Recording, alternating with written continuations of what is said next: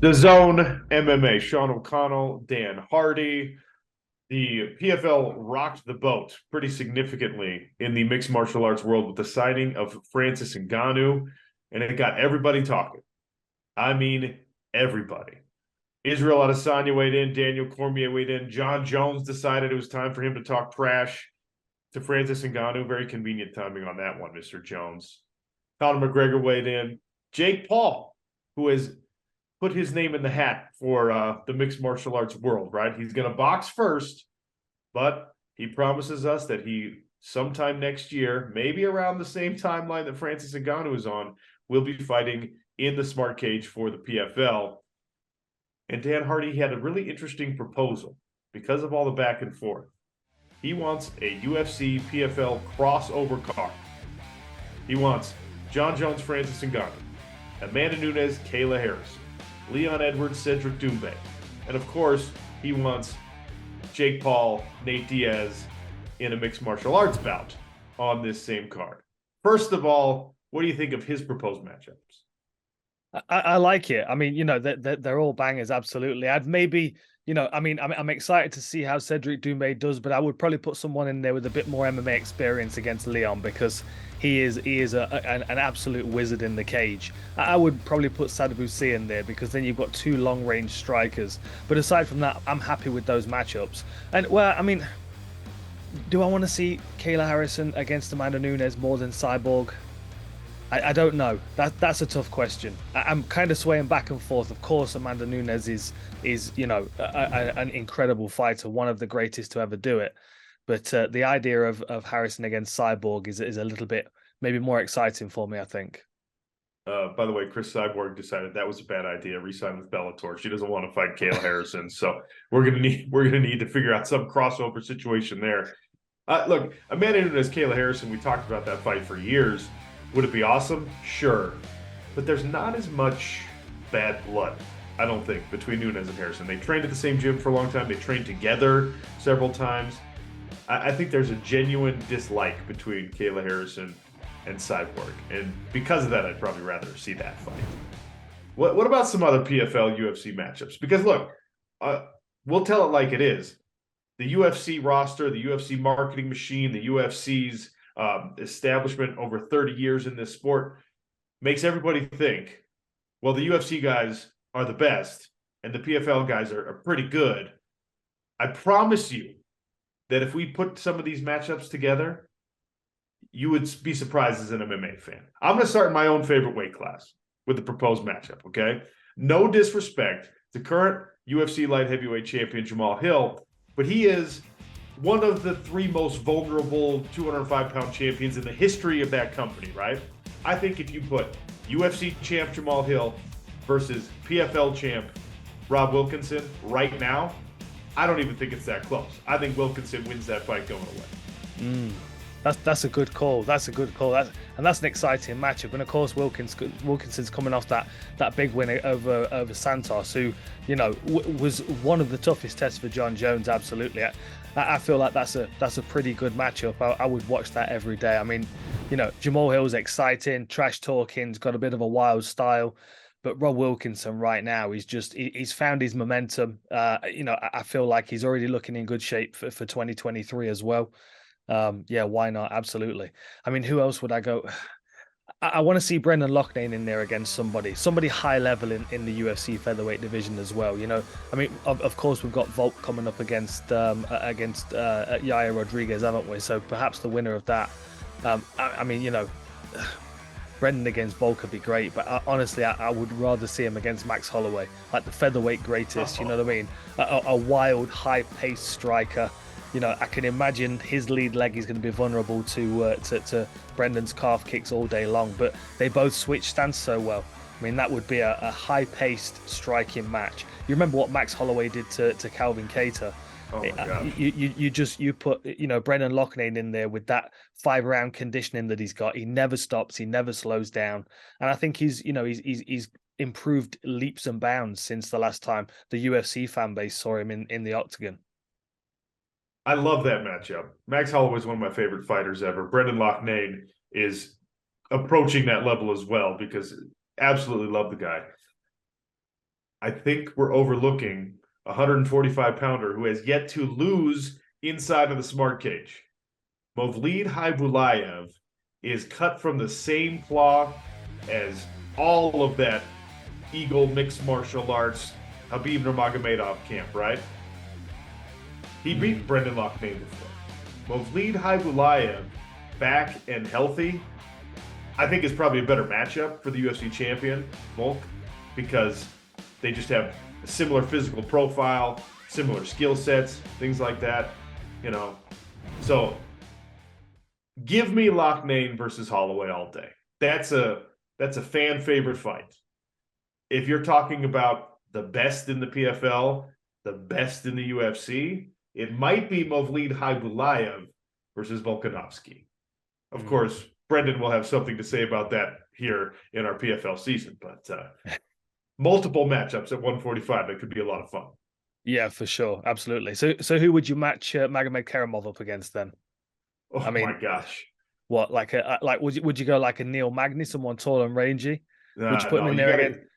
Neil, I love Neil Magny. I respect the hell out of Neil Magny's game, but I want Maga versus like Bilal Muhammad. You know what I mean? I want that type of matchup for Maga Millions because, respectfully to Neil Magny, if Maga runs through Neil Magny or beats Neil Magny, people are just going to say, "Oh yeah, Neil Magny. That's what happens when he fights, top 5 guys in the world."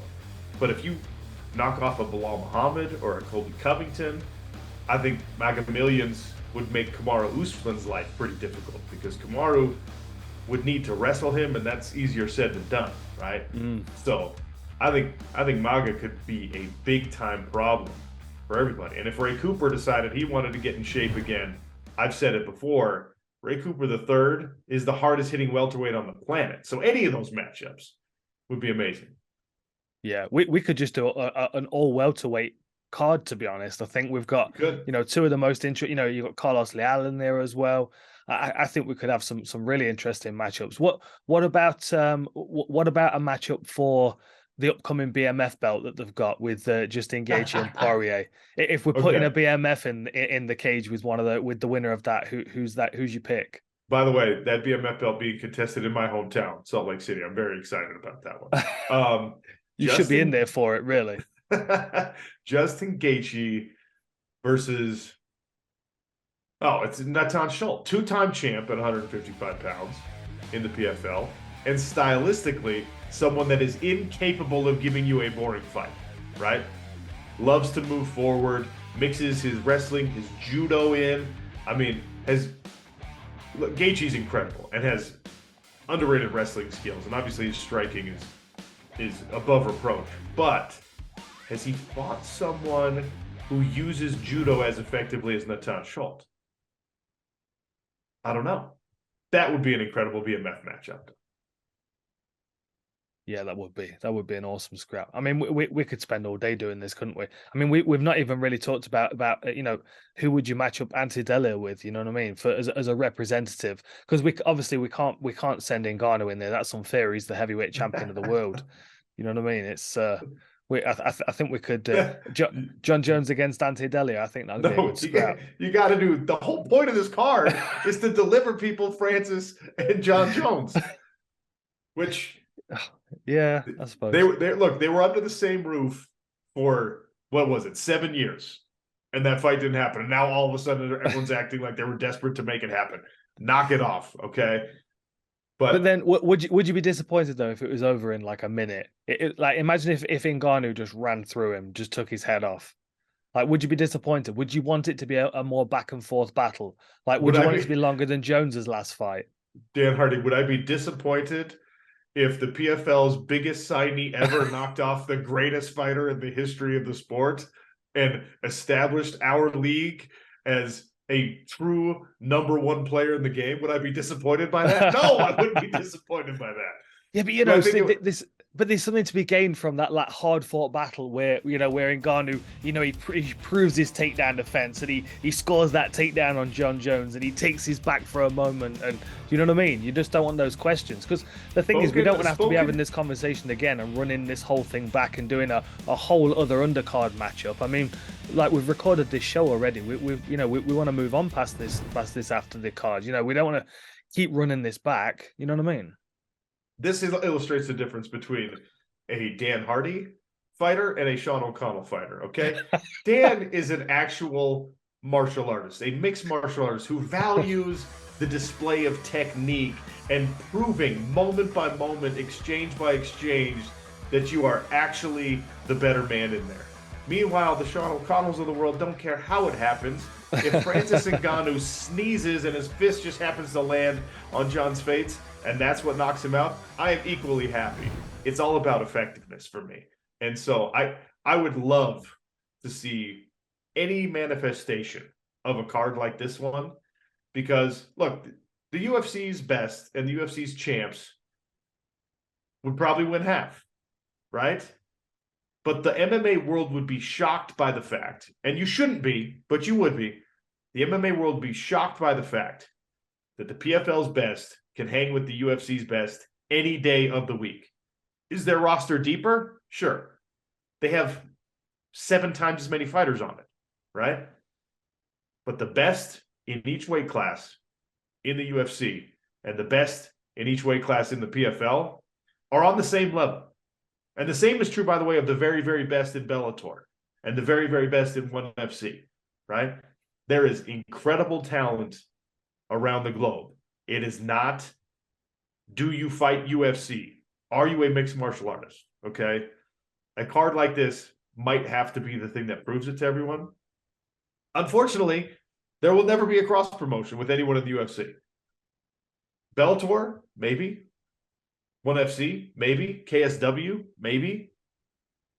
UFC's never going to cross promote with anyone because it's only a risk for them and it's only a reward for the PFL. That's right. It never worked out before. I mean, you remember when they took Chuck Liddell over to Pride, and he fought Rampage, that it just didn't work out very well. And a good shout out with the other organizations as well. I mean, just a quick shout out to a couple of my favorites. One Championship have got Roberto Soldic, who is one of the most terrifying fighters on the face of the earth. I've been cage side to watch him a couple of times, and he'd be an asset to any organization and a terrifying opponent for anybody in the welterweight division. And then on the Bellator side, of course, Cyborg against Kayla Harrison is a fight that we want to see. But Mads Burnell is another one of my favorites. I think he's fighting Daniel Weichel next. But, one of the very few fighters that's able to use the Philly shell in mixed martial arts. Walks forward, rolls punches off his shoulders. It blows your mind when you look wider than the UFC, how much talent and skill there is out there. And then you look at the amateurs that are coming up through the ranks. It's the level is going to jump up a few times in the coming years. It's going to be really exciting to be commentating on it alongside you, my friend. I'm looking forward to it. Yeah, can't wait for more of this. Jake Paul, keep giving everyone those good ideas, because if anyone's going to make it happen and put the right amount of pressure on for the powers that be, it's somebody with whatever he's got, 100 million followers.